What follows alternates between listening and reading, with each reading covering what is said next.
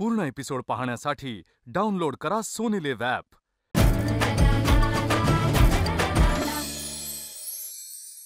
गृहिणींच्या आयुष्यात अगदी रोज रोज पिच्छा पुरवणारा एकच प्रश्न, आज काय बनवूया?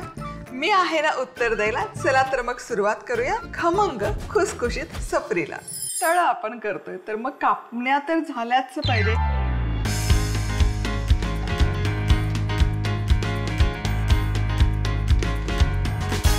कढई गरम करायला ठेवलेली आहे, यामध्ये घालूयात अर्धा कप पाणी, अर्धा कप गूळ सम प्रमाणामध्ये घेत आहोत आपण। मिक्स करूयात आणि गूळ व्यवस्थित विरघळेपर्यंत हे शिजवून घेऊयात। ते गूळ व्यवस्थित विरघळला आहे, आता गॅस बंद करते। पाक वगैरे आपल्याला बनवून घ्यायचा नाही, फक्त गूळ विरघळला की गॅस बंद करायचा। तुम्ही बघू शकाल कापण्यांसाठी जे कणिक लागते किंवा पीठ लागतं ते पीठ आपण मळून घेऊयात। इथे 2 कप गव्हाचं पीठ घेतलेलं आहे, यामध्ये आपण घालूयात 2 चमचे बेसन, मीठ चिमूटभर आणि बडीशेप, कच्ची बडीशेप, आणि यामध्ये घालूयात 1 चमचाभर तेल आणि हे सुके जिन्नस आधी व्यवस्थित असे मिक्स करूयात। आता हे व्यवस्थित कंबाईन झालं की हे जे आपण गुळाचं पाणी तयार करून घेतलंय हे गाळून घ्यायचं आणि यामध्ये घालायचं। सो यामध्ये ना आपण ॲडिशनल पाण्याचा अजिबात वापर करणार नाही आहोत, फक्त हे जे गुळाचं पाणी आपण तयार करून घेतलंय तेवढ्याच पाण्यात हे पीठ मळून घ्यायचं। आता हे कणिक छान मळून झालेले आहे, आता यातून ना एक छोटा गोळा घेऊयात आणि हे छान याची एक पोळी लाटून घेऊयात। पिठाचा वापर करायचा नाहीये हे लाटत असताना, आणि खूप पातळ लाटायचं नाही, खूप जाडही नाही, साधारण आपण पुरी ज्या थिकनेसची ठेवतो त्या थिकनेसचं हे लाटून घ्यायचं। आणि हे छान लाटत आलं की यावर लावायची आहे खसखस।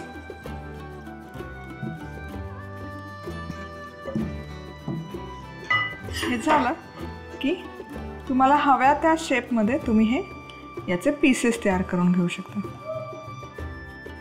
आणि आता या तळून घेऊयात। कापण्या इथे मी सगळ्या तयार करून घेतलेल्या आहेत, लाटून पाडून तयार केलेल्या आहेत, तेलही गरम केलेलं आहे। कापण्या तळताना मंद आचेवर तळायच्या नाही आणि हाय हीटवरही तळायचं नाही। हाय हीटवर तळल्या तर त्यांचा रंग पटकन बदलतो, आत कच्च्या राहतात। मंद आचेवर तळल्या तर गूळ आहे तो कडक होतो, त्याचा पाक होतो आणि चावता चावत नाहीत अशा कापण्या होतात। परफेक्ट खुसखुशीत कापणी तळायची असेल तर मीडियम हीटवर कापण्या तळून घ्यायच्या, खूप हाय नाही आणि खूप लोही नाही।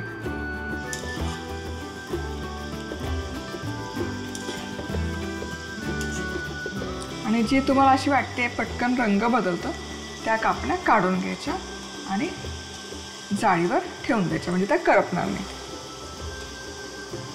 मस्त छान अशा एकसारख्या तळल्या गेल्या पाहिजेत। इतका सुंदर सुवास येतो ना या कापण्यांचा, क्या बात आहे। आता छान अशा एकसारख्या खरपूस सोनेरी रंगावर तळून घेतलेल्या आहेत। आता या काढायच्या टिश्यू पेपरवर, किंवा मग इथे मी अशी जाळी ठेवली आहे आणि त्याच्या खाली टिश्यू पेपर आहे, म्हणजे माझं ते तेल आहे ते छान ड्रिप होतं। स्टीम जी गरम हवा असते ती जायला हे स्कोप मिळतो आणि मग हा पदार्थ मग सॉगी होत नाही तळलेला कुठलाच। त्यामुळे मी आता आजकाल आहे ना शक्यतो असा तळलेला पदार्थ खाली टिश्यू पेपर लावून जाळीवरच काढून घेतो। आणि आता याच पद्धतीने सगळ्या कापण्या मी तळून घेते। सो या कापण्या तळून झाल्या की पूर्ण थंड करायच्या आणि हवाबंद डब्यामध्ये स्टोअर करू शकता। 3 ते 4 आठवडे या कापण्या छान टिकतात, म्हणजे बिस्किट्सला काय पर्याय हवा असेल तर हा एक उत्तम पर्याय आहे। आणि तळलेला नको असेल कापल्या तर तुम्ही दशमीसारख्या भाजूनही ठेवू शकता, दशमी पण एक 4 ते 5 दिवस छान टिकते या पद्धतीने तयार केली। चातुर्मास विशेष कापण्या करण्यासाठी लागणारं साहित्य: अर्धा कप गूळ, 2.5 कप गव्हाचं पीठ, 2 चमचे बेसन, मीठ, 1 चमचा बडीशेप, 1 चमचा तेल, खसखस, तळण्यासाठी तेल, पाणी। पाण्यात गूळ घालत तो विरघळेपर्यंत शिजवून घ्यायचा।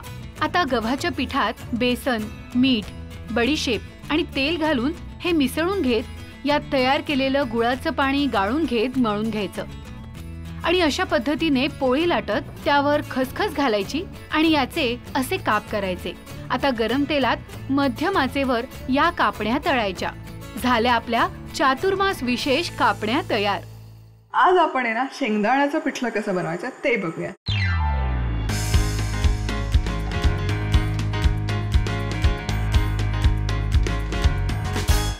बेसनाचं पिठलं कसं बनवायचं, झुणका भाकर हे सगळ्यांना माहिती आहे, पण बऱ्याचदा काय होतं ना घरामध्ये भाज्या नसतात किंवा भाजी खायचा कंटाळा येतो, बेसनाचं पिठलंही खायचा कंटाळा येतो कधी कधी, बऱ्याच जणांना चणा डाळ चालतही नाही। मग अशा वेळेस काय करायचं, अशा वेळेस हे मस्त मराठवाडा स्पेशल शेंगदाण्याचं पिठलं कसं बनवायचं ते बघूयात। मराठवाड्यामध्ये डाळी तेलबियांचं उत्पादन खूप मोठ्या प्रमाणात होतं, त्यामुळे हे असे प्रकारे ना येसर हे शेंगदाण्याचा वापर असलेले वेगवेगळे पदार्थ जास्त प्रमाणामध्ये बनवले जातात आणि खाल्ले जातात। चमचाभर तेल गरम केलेलं आहे, यामध्ये घालण्यात सगळ्यात आधी मोहरी छानपैकी तडतडायला लागली की यामध्ये घालूयात जिरं, लसूण बारीक चिर आणि लसूण हलकासा परतून घेऊया। तर लसणाला मस्त असा सोनेरी रंग यायला सुरुवात झालेली आहे। आता यामध्ये घालूयात बारीक चिरलेला कांदा, मिक्स करूया आणि कांदाही आपल्याला इथे सोनेरी रंगावर परतून घ्यायचा। ताज्या लसणीच्या फोडणीचा सुवास आहे ना मस्त असा खमंग जबरदस्त येतो। कांदा इथे छानपैकी परतून झालेला आहे, तुम्ही बघू शकाल छान असा सोनेरी रंग आला।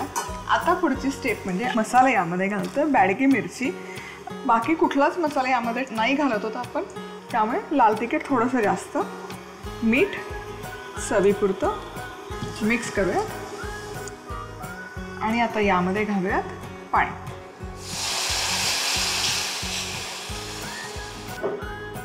क्या बात आहे। आता या मिश्रणाला छान अशी उकळी आलेली आहे। आता यामध्ये आपण घालतोय भाजलेल्या शेंगदाण्याचा कूट। आता तुम्हाला कन्सिस्टन्सी कशी ठेवायची या पिठल्याची त्या अंदाजाने तुम्ही कुटाचा वापर करू शकता।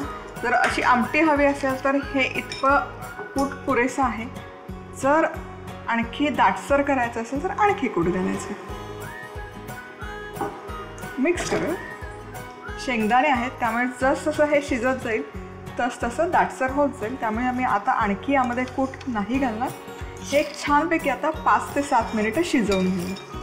हे मस्त आहे ना, मी इथे शिजवून घेतलेलं आहे 7-8 मिनिट, तुम्ही बघू शकाल छान दाटसर झालेलं आहे आणि तवंग बघा किती छान आलेला आहे, रंग सुरेख आलेला आहे, जबरदस्त दिसतंय हे पिठलं, क्या बात आहे।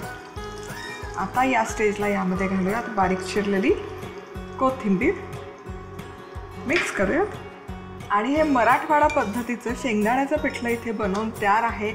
मस्त खमंग लागतं, चवदार लागतं आणि मुख्य म्हणजे भाजी करायचा कंटाळा ना, हे पटकन 5 मिनिटाच्या आत बनवून तयार होतं, फटाफट बनतं।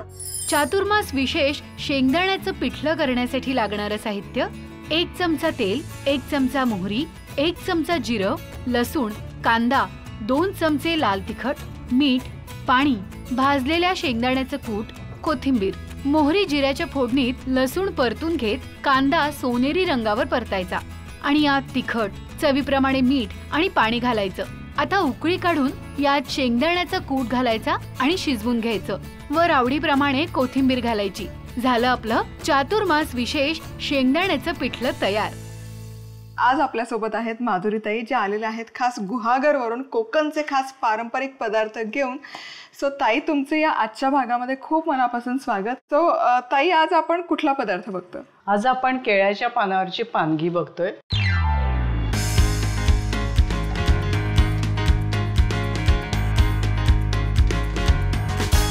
हा पारंपरिक पदार्थ आहे आणि आजी आई यांच्यापासून चालत आलेला आहे। चला आता सुरू करूया। हां, सुरू करूया।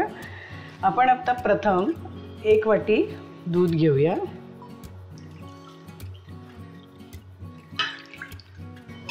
त्याच्यात पाऊण वाटी साखर घालूया। सो 1 कप दूध घेतलेलं आहे, तर 3 पाव कप म्हणजे पाऊण कप पिठी साखर। हे प्रपोर्शन अगदी व्यवस्थित, एकदम व्यवस्थित आहे। त्याच्यात वेलची पावडर घालूया। या दुधामध्ये आता साखर, वेलची घालून झाली, याच्याच बरोबर आपण 2 चमचे लोणी घालत आहोत। हे दिसतानाच आणि बनवतानाच इतकं सात्विक पदार्थ वाटतोय हा. ह्याच्यात पूर्ण एपिसोड पाहण्यासाठी डाउनलोड करा सोनी लिव्ह ॲप.